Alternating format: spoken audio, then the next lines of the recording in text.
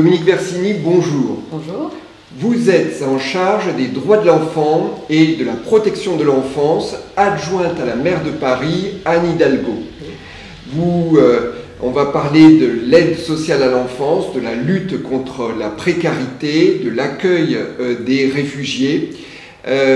Mais d'abord, j'aimerais qu'on parle de votre parcours, un parcours assez extraordinaire. Vous avez démarré votre vie dans une forme de pauvreté. Vous avez atteint une forme de réussite en travaillant dans les laboratoires pharmaceutiques. Et puis, à un moment de votre vie, vous avez choisi de vivre une aventure humaine extraordinaire. Qu'est-ce qui vous a fait bifurquer? Qu'est-ce qui vous a fait changer radicalement de vie? Alors, ce qui m'a fait changer radicalement de vie, c'est une rencontre hors norme avec le docteur Xavier Emmanuelli, médecin bien connu pour son action dans l'humanitaire, et Xavier Emmanuelli qui exerçait à Nanterre, où tous les clochards étaient ramassés chaque jour dans les rues de Paris et amenés en bus par la brigade de la préfecture de police, arrivaient et dormaient la nuit et voyaient la consultation médicale du docteur Emmanuelli. Donc le docteur Emmanuelli avait l'idée de créer un dispositif complètement novateur, professionnels, avec non pas des policiers, mais des infirmières et des travailleurs sociaux, pour aller au-devant de tous ces sans-abri très clochardisés et leur donner envie de revenir vers les institutions sociales et de santé, en fait, de se réintégrer dans la société. Et c'est ainsi qu'il m'a vraiment emmené avec lui. Il m'a dit, mais enfin, tu ne vas pas continuer à travailler comme ça dans l'industrie. Moi, je te propose une aventure extraordinaire, s'occuper des plus pauvres et des plus vulnérables. Eh bien, je l'ai suivi.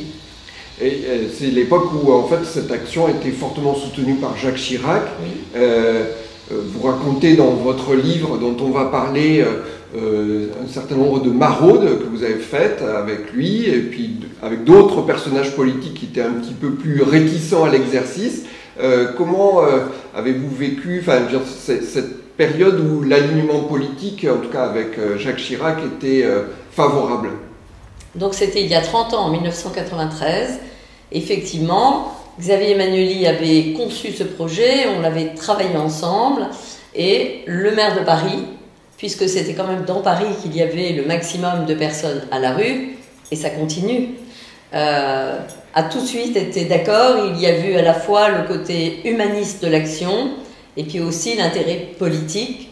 Créer le SAMU social de Paris, c'était quand même pas rien, et c'est ainsi qu'a démarré la création d'un organisme totalement novateur qui a aussi contribué à faire monter de niveau tous les dispositifs de prise en charge des personnes à la rue, d'innover, de créer des lits infirmiers, d'aller vers, de développer aussi des équipes mobiles de psychiatrie. Enfin, ça a été une période de grande créativité entre le politique, incarné par Jacques Chirac, maire de Paris, puis ensuite il a poursuivi lorsqu'il est devenu président de la République, toutes les associations du champ de la solidarité, l'Armée du Salut, Emmaüs Solidarité, le Secours catholique, enfin tous ceux qui étaient déjà sur un mode caritatif sur le terrain, et nous qui apportions une dynamique qui permettait de progresser et d'améliorer la situation des personnes sans abri, avec des centres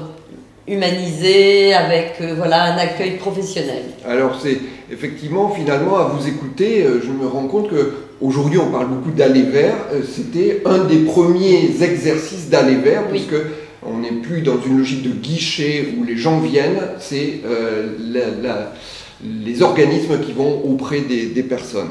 Alors, on est heureux de vous rencontrer, Dominique Versini, parce que vous publiez chez Flammarion un livre « J'ai rêvé d'un monde plus juste ». Alors, c'est un récit sur votre parcours, sur vos engagements. C'est un récit lumineux dans lequel vous dévoilez tout votre parcours, avec ses failles, son humanité. Alors, est-ce que c'est à la veille d'une année d'élection municipale, vous aviez besoin de faire un bilan, ou est-ce que vous avez voulu aller beaucoup plus loin? Oui, alors ça n'a absolument rien à voir avec les élections municipales.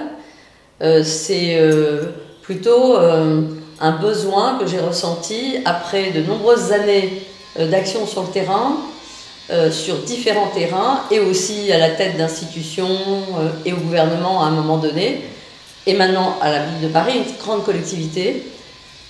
J'ai ressenti le besoin de transmettre et de montrer comment un parcours personnel et intime peut amener à prendre des décisions et à prendre tel chemin plutôt que tel autre, ou à bifurquer radicalement comme je l'ai fait en passant de l'industrie pharmaceutique aux rues de Paris pour sauver les plus vulnérables.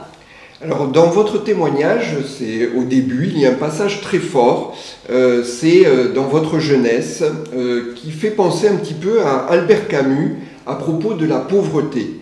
Quand il a honte d'avoir eu honte, c'est dans Le Premier Homme. Quand avez-vous ressenti ce sentiment si dur? Oui, avec ma mère, nous étions pauvres, enfin elle l'était, donc moi de fait. Elle était fille-mère, elle avait dans une société où elle avait été mise au banc de la société. Et effectivement, elle avait un petit boulot de dactylo. Et elle disait souvent qu'on était pauvres et ça me mettait mal à l'aise parce que les enfants n'aiment pas ce genre de situation. Et puis un jour, effectivement, elle est arrivée à la sortie de l'école et j'ai vu ses racines noires, son allure un petit peu à l'abandon et tout. Et effectivement, j'ai eu honte d'elle et effectivement, j'avais oublié cette phrase de Camus. C'est vrai que j'ai honte d'avoir eu honte d'elle, bien sûr, parce qu'elle était tellement dans le sacrifice pour moi. Alors, dans ce cheminement, c'était au Maroc, ensuite vous arrivez en France, et puis dans votre ouvrage, il y a une phrase qui revient régulièrement, c'est « l'exil est une épreuve ». On peut penser que c'est une chance, mais vous dites « l'exil est une épreuve ». C'est peut-être la phrase qui revient le plus souvent dans votre livre, oui. Ce vécu qui est le vôtre, que vous partagez avec d'autres. Pourquoi est-il si fort pour vous ? Oui, vous avez raison, l'exil est une chance, puisque les gens partent pour une meilleure vie. Bon, nous-mêmes, nous étions françaises, installées au Maroc depuis plusieurs générations, et donc avec le statut de rapatriée. À un moment, je devais faire mes études supérieures, à 18 ans, et donc ma mère a choisi que nous allions en France. Mais c'était le saut dans l'inconnu. Élevée aux valeurs de la République, dans les écoles de la mission culturelle française du Maroc, néanmoins, je ne connaissais pas vraiment la France. Et j'en avais une image assez mythique, et on a débarqué à Nanterre, Gennevilliers. Pendant 1 an et demi, on n'a pas eu de logement. Oui, vous décrivez cette situation, vous êtes étudiante et oui. Finalement, vous hébergez votre mère à un moment parce qu'il n'y a pas le choix, c'est trop difficile. Ça. Ma mère partageait ma chambre d'étudiante dans le campus de Nanterre, qui n'était pas le plus sympa du monde. Et puis, au bout d'1 an et demi, on a eu un logement. Et c'est là que j'ai mesuré quand même ce qui est le cas de tous les exilés. Les exilés qui viennent de partout dans le monde et qui arrivent en France.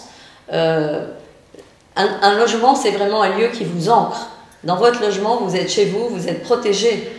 Quand vous n'en avez pas, vous êtes très vulnérable, surtout des femmes.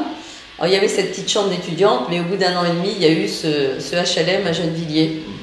Alors, justement, la lutte contre la précarité sous toutes ses formes, c'est une cause que vous avez adoptée. Vous êtes ancienne ministre chargée de la lutte contre la précarité et l'exclusion. En 2014, depuis 2014, vous êtes maire adjointe d'Anne Hidalgo, en charge d'un vaste domaine social. En 2015, vous faites face à la crise de l'accueil des réfugiés. C'est l'époque des arrivées des migrants de Lampedusa, de la jungle de Calais, à Paris, la multiplication des tentes, les campements.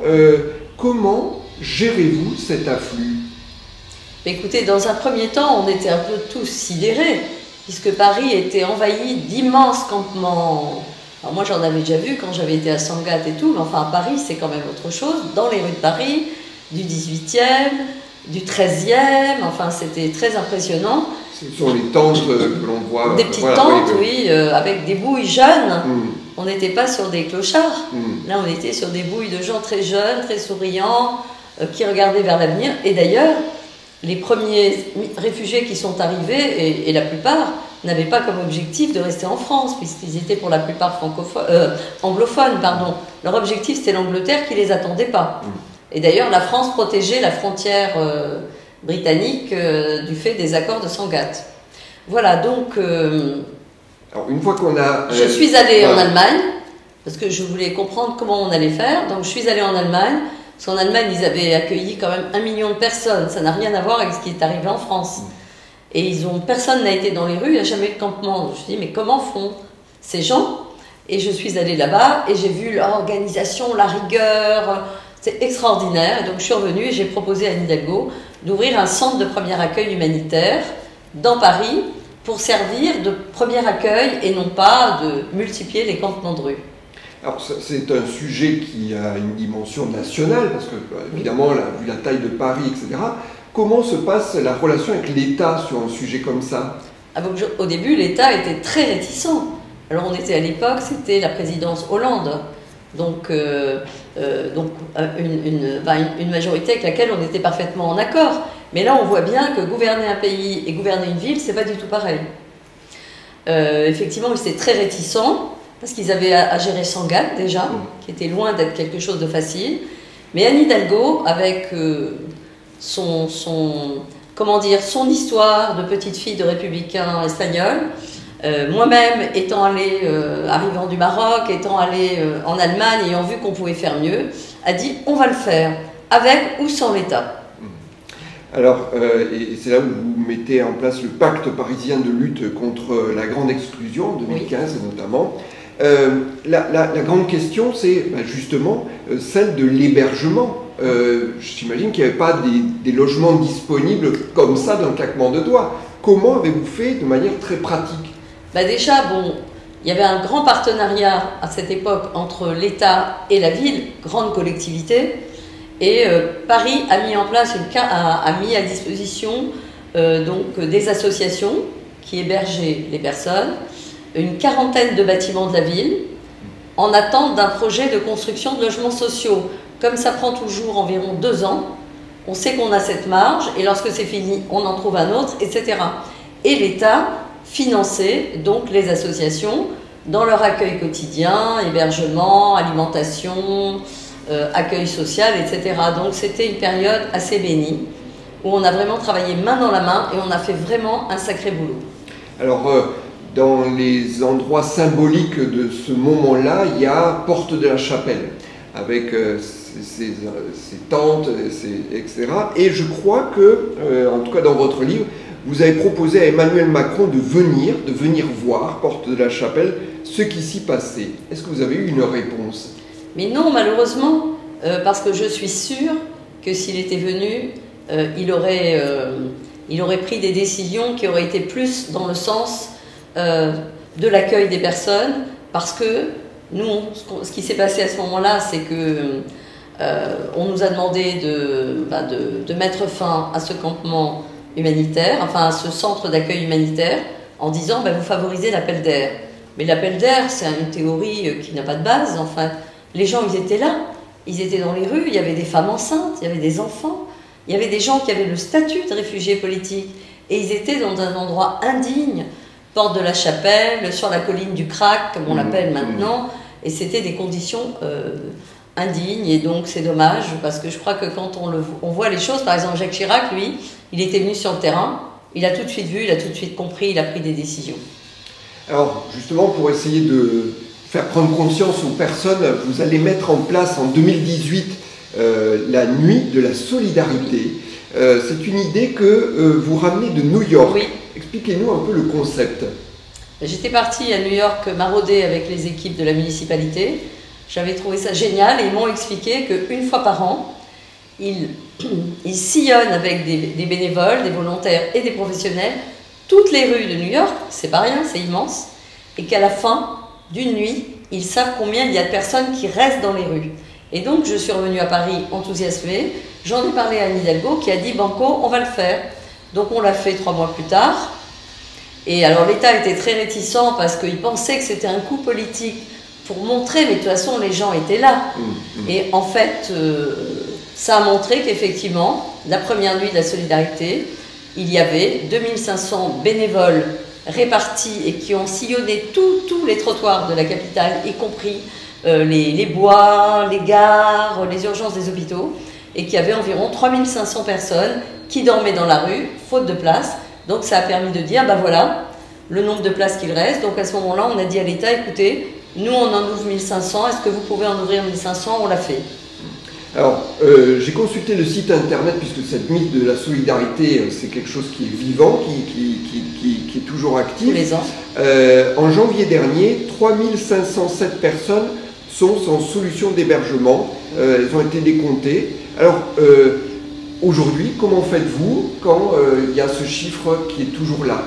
C'est-à-dire qu'aujourd'hui, c'est beaucoup plus difficile parce que l'État est beaucoup plus en retrait sur la mise à l'abri des personnes, non pas parce qu'ils ne le veulent pas, l'État a beaucoup fait, sur tous les gouvernements qui se sont succédés. Le problème, c'est qu'il y a eu toutes ces arrivées massives de migrants et notamment de familles, et donc il n'y a pas assez de place. Et donc l'État donne maintenant des consignes assez dures, je trouve, au SAMU social, qui gère l'hébergement d'urgence, qui répond au 115. Et par exemple, pour vous donner un exemple hyper choquant, depuis cet hiver seulement, l'État donne comme consigne au 115 de ne prendre des familles avec enfants que si les enfants ont moins de 3 mois et de ne prendre des femmes enceintes que si elles sont dans leur 8e mois. Ce qui est quand même, on est très très loin de la création du SAMU social par Jacques Chirac il y a 30 ans. Alors, parmi ces personnes, dans ce recensement de 2025, 14% sont des femmes, oui, avec l'ensemble des dangers de la rue que la rue peut constituer pour elles. Oui. Quelles sont les solutions spécifiques, en tout cas, qui leur sont proposées? Eh bien déjà, par exemple, on a créé dans l'hôtel de ville de Paris, dans les immenses salons de réception qui servaient à accueillir toutes les personnalités du monde, une halte dédiée aux femmes de façon permanente et que nous avons confiée en gestion au SAMU social, qui les accueille, leur permet de dormir, de manger, de voir des travailleurs sociaux. Et dans l'élan, différents maires d'arrondissement ont ouvert des haltes dans leur mairie, par exemple à la mairie du 5e, la mairie du 18e, un peu partout. Et donc les femmes ont besoin d'être prises en charge dans des lieux protégés, parce que les femmes à la rue, même clochardisées, sont toujours en danger d'agression et de viol. Alors, je crois que suite à ce mouvement, cette nuit de la solidarité, il existe un projet de loi pour généraliser cette opération aux villes de plus de 100 000 habitants. Est-ce que vous pensez que ça va aboutir? Je l'espère, je pense que oui. C'est une très bonne chose. Pour l'instant, il y a beaucoup de villes de France, Bordeaux, qui le font de façon volontaire. Mais s'il y a une loi, ça permettra de savoir combien il y a de personnes et ça permettra à l'État de construire une vraie politique publique de l'accueil en lien avec les grandes villes et les collectivités. Alors, j'aimerais qu'on parle avec vous de l'aide sociale à l'enfance, des droits des enfants. Vous êtes particulièrement sensible à ces sujets-là. Au début du mois, le gouvernement a nommé une haute commissaire sur ce sujet-là. Vous vous chargez des droits de l'enfant et de la protection de l'enfance auprès d'Anne Hidalgo. À Paris, ça représente 9000 enfants qui sont concernés par ce sujet-là, avec notamment un flux important de mineurs non accompagnés qui ont fait l'objet de beaucoup de reportages. Vous dites que ce sujet, c'est l'un des plus durs à traiter. Oui. Et comment faites-vous pour héberger ces jeunes-là spécifiquement qui sont en attente d'évaluation de leur âge? Alors, tous les jeunes sont évalués. D'abord, il y a deux choses. Les enfants de l'aide sociale à l'enfance sont confiés à tous les départements de France par décision de justice, par les juges des enfants ou par le parquet en situation d'urgence. Donc c'est une décision de justice qui s'applique et qui doit s'appliquer et nous l'appliquons parce que c'est ce qu'on appelle une compétence obligatoire des départements. Voilà, une chose. Pour les enfants qui arrivent de l'étranger, qu'on appelle les mineurs non accompagnés, ils arrivent, ils sont pris en charge, ils sont hébergés immédiatement par notre partenaire France Terre d'Asile, que nous finançons pour cela, et qui assure l'évaluation de la minorité ou de la majorité. C'est le département qui prend la dernière décision et qui transmet, lorsque le jeune est mineur, le dossier au parquet, qui le valide ou pas. En général, tout est synchronisé, ça marche bien. Donc sur les jeunes mineurs non accompagnés qui arrivent, par exemple en 2023, il y en a eu 10 500 qui se sont présentés pour être évalués en se disant mineurs. 30% ont été évalués mineurs.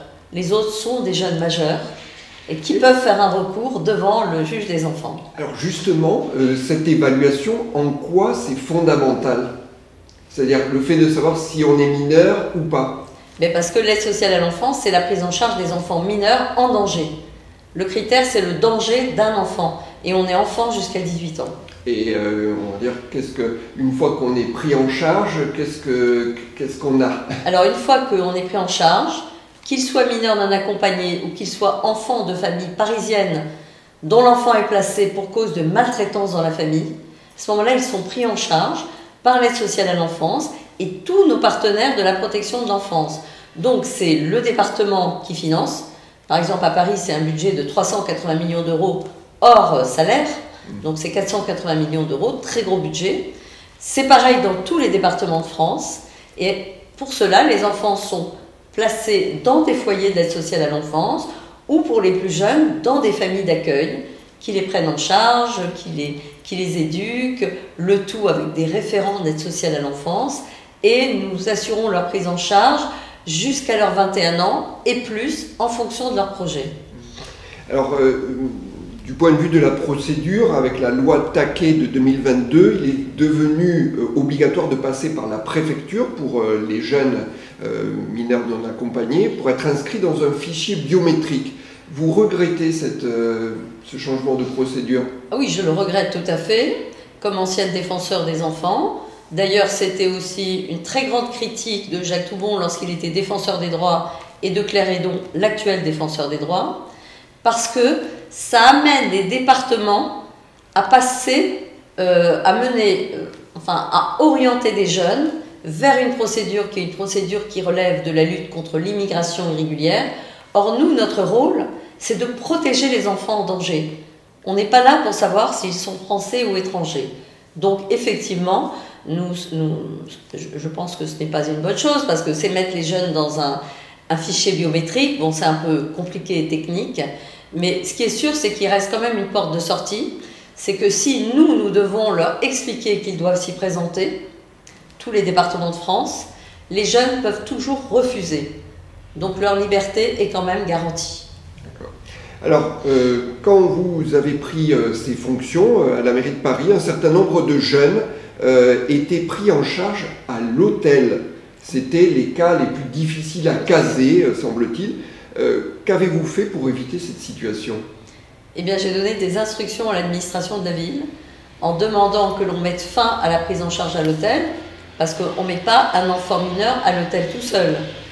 Et bien sûr, il y avait des travailleurs sociaux, mais intérimaires, donc absolument pas une garantie de bonne prise en charge. Et nous avons lancé un appel à projet permettant de créer des microstructures pour que les enfants soient pris en charge dans de bonnes conditions. Et nous avons mis en place un partenariat avec l'Agence régionale de santé, l'ARS, dont c'est la compétence, pour créer ensemble des lieux adaptés pour les enfants ayant les troubles du comportement les plus importants ou des troubles autistiques très prononcés. Alors, en situation d'urgence, quand on retire des enfants à leurs parents, que se passe-t-il? C'est-à-dire que vraiment, en cas vraiment d'urgence, où vont les enfants 24 heures sur 24, 7 jours sur 7? Lorsque le juge des enfants ou le procureur de la République considère qu'un enfant est en danger immédiat, il nous donne l'instruction d'aller le chercher dans sa famille ou à l'école. Ce n'est pas facile. C'est pas facile pour l'enfant, même si c'est pour le protéger. C'est pas facile pour les professionnels aussi. Et donc, l'enfant, dans ces cas-là, est accompagné dans un premier foyer d'accueil d'urgence qui est situé dans le 20e arrondissement de Paris, qu'on appelle la maison Eleanor Roosevelt, où là, il est pris en charge. Alors pour lui, c'est un très gros choc quand même. Même lorsqu'il est maltraité, même lorsqu'il subit des violences les pires.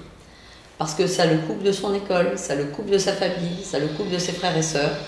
Donc c'est très difficile. Donc ils sont pris en charge et le temps de trouver une solution pérenne pour eux, c'est-à-dire dans une famille d'accueil. Parfois, par exemple, il y a des bébés qui nous sont confiés. On va les chercher à la maternité. Par exemple, parce que la maman est toxicomane, ou parce qu'elle n'est absolument pas, ou qu'elle a des problèmes psychiatriques qui ne rendent pas possible d'élever un enfant. Voilà, et donc le bébé est amené dans une pouponnière, où là il y a des puéricultrices, des gens qui s'occupent de lui, et puis on trouve une famille d'accueil qui va pouvoir l'accueillir, le prendre en charge avec ses enfants, et il fera partie d'une famille et il va pouvoir grandir comme ça. Alors il y a une partie, une catégorie d'enfants que vous appelez les enfants du silence dans votre livre.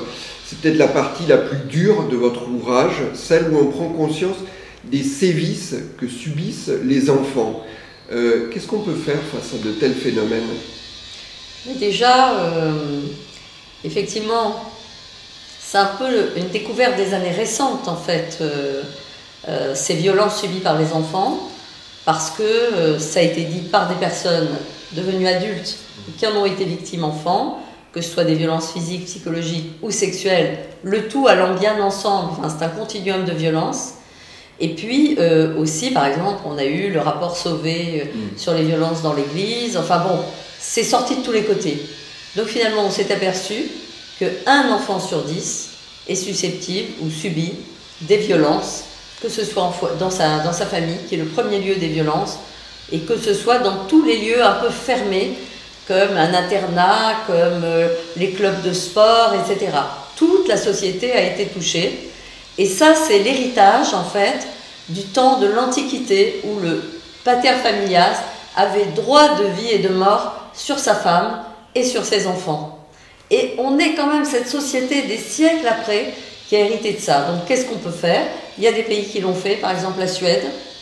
Déjà, mettre fin aux violences, apprendre aux parents comment est-ce qu'on éduque un enfant avec amour, avec pédagogie, avec conscience aussi que l'enfant est un petit être vulnérable. Les Suédois l'ont fait il y a 40 ans.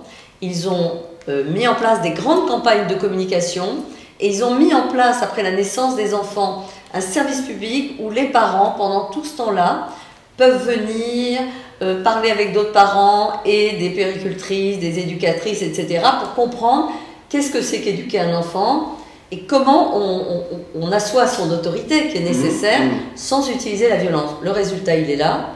40 ans après, en Suède, il y a 0 enfant qui décède sous les coups des parents et il n'y a pas d'enfant placé à l'aide sociale à l'enfance, ça n'existe quasiment pas. En France, aujourd'hui, un enfant meurt tous les 5 jours sous les coups de ses parents. Et vous voyez, l'aide sociale à l'enfance, c'est 345 000 enfants en France. C'est énorme. C'est énorme. Au niveau de Paris, vous dites quelque chose qui est clair. Ce ne sont pas que les quartiers de la précarité, non. Tous les quartiers sont concernés. Toutes les tous familles, les arrondissements. Tous les milieux, tous les arrondissements. Simplement, il est vrai que l'on voit plus facilement ce qui se passe dans les familles précaires, ne serait-ce parce qu'elles sont en contact, elles sont sous le regard des services sociaux, dans les écoles, et que dans les milieux beaucoup plus aisés, il y a des internats, il y a aussi dans la famille, il y a des nounous, il y a des grands-parents, il y a des internats. En fait, il y a pas mal de gens qui peuvent se mettre au milieu et aider les parents peut-être à s'en sortir, ou en tout cas protéger l'enfant. Alors, Dominique Versini, finalement, si vous êtes à ce poste, dans ces responsabilités, c'est parce que votre vie est un parcours de vie. Votre enfance, vous en témoignez avec courage, c'est aussi le rapport avec votre mère, Xavière, qui est parfois violente, qui vous bat, qui donne des coups.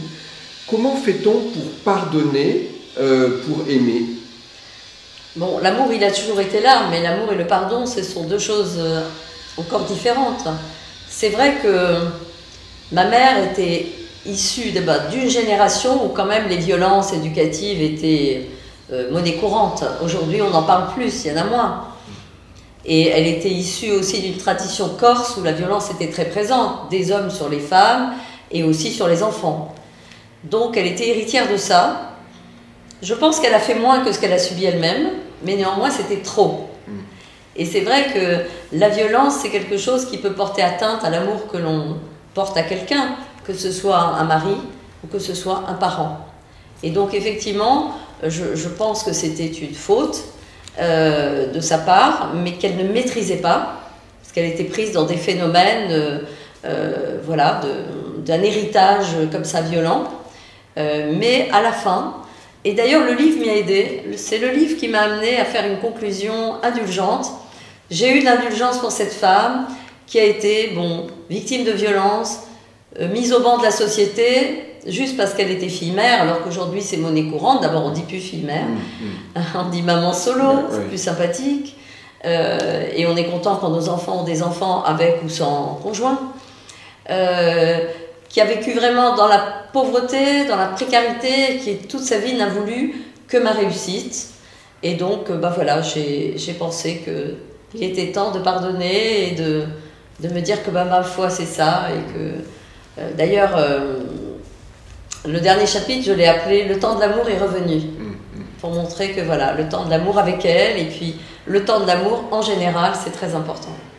Alors, quand vous avez 40 ans, vous accompagnez votre mère dans ses derniers instants. C'est le moment où, justement, vous nous associez par l'écrit à ce que fut le destin de cette femme qui ne voulait pas de cette condition d'une fille-mère. À ce moment-là, vous perdez un pilier, mais est-ce que vous ne perdez pas aussi une statue du commandeur? Ah, c'est sûr, j'ai souvent dit que, par exemple, si ma mère n'était pas décédée, que c'est à peu près le moment où nous avons créé le SAMU social. Et Xavier Emmanuelli et Jacques Chirac m'avaient proposé d'être la directrice du SAMU social, et j'hésitais beaucoup, parce que pour ma mère, le job que j'avais, c'était incarner la réussite sociale. Et puis, elle est décédée en 6 semaines d'un cancer du pancréas, ça allait très vite. Et effectivement, je pense que si elle avait été vivante, il n'est pas dit que je serais là aujourd'hui et que j'aurais créé le SAMU social avec Xavier Emmanuelli. Alors quand on revient à votre enfance, votre premier contact avec la précarité, c'était peut-être dans la Médina de Rabat, au Maroc. Votre enfance, rue Sidi El Mahdi, auprès de votre mère qui traversait ces quartiers, cette Médina en toute confiance. Finalement, s'engager auprès des plus précaires, est-ce que c'était une façon de revenir au pays natal? En tout cas, c'est sûr que ce que j'ai vu dans mon enfance, de la misère qu'il y avait dans la Médina, dans les rues, de la condition des enfants, m'a vraiment marqué pour la vie, ça c'est sûr. Donc ça a été mon repère. Et lorsque je suis arrivée et que Xavier Emmanuelli m'a amené à Nanterre pour voir ce qui se passait, j'ai eu l'impression d'un retour en arrière et d'un flash. Et effectivement, à ce moment-là, j'étais devenue une femme qui avait fait des études, qui avait assis sa personnalité. Et Xavier Emmanuelli m'a entraînée dans son idéal, dans son rêve. Et finalement, c'était bien, ça m'a remis en lien avec mon histoire, ça m'a permis d'aider les plus vulnérables. Voilà, c'était mon mantra, aider les plus vulnérables, faire en sorte que la vie ne soit pas trop dure. Et c'est encore très dur. Chaque jour, je reçois des demandes de femmes seules avec des enfants qui n'ont pas de logement. C'est extrêmement difficile, en fait, parce qu'à chaque fois, ça me révolte. Et je peux faire beaucoup, mais pas tout ce que je voudrais faire. Alors, il y a un autre pan de votre histoire qui est celui de votre rapport avec votre père, Édouard, que vous allez rencontrer vraiment quand vous avez 16 ans, oui. Lui 34. Vous racontez la lutte, ou l'attente plutôt, pour pouvoir être reconnu comme sa fille. Cette rencontre, cette attente, est-ce que c'était vital pour vous? Ah oui, c'était absolument vital. Être un enfant non reconnu, c'est terrible. Enfin, en tout cas pour moi ça l'était, mais je pense que ça n'aide pas à grandir. J'avais besoin d'un père, j'avais besoin de mon père. Mais bon, quand je suis née, mon père avait 18 ans, donc il a été expédié vers d'autres horizons, parce que ma mère était beaucoup plus âgée que lui, donc sa famille ne voulait surtout pas d'une belle fille comme ça. Et elle a décidé de m'élever, et mon père est revenu quand j'avais 16 ans.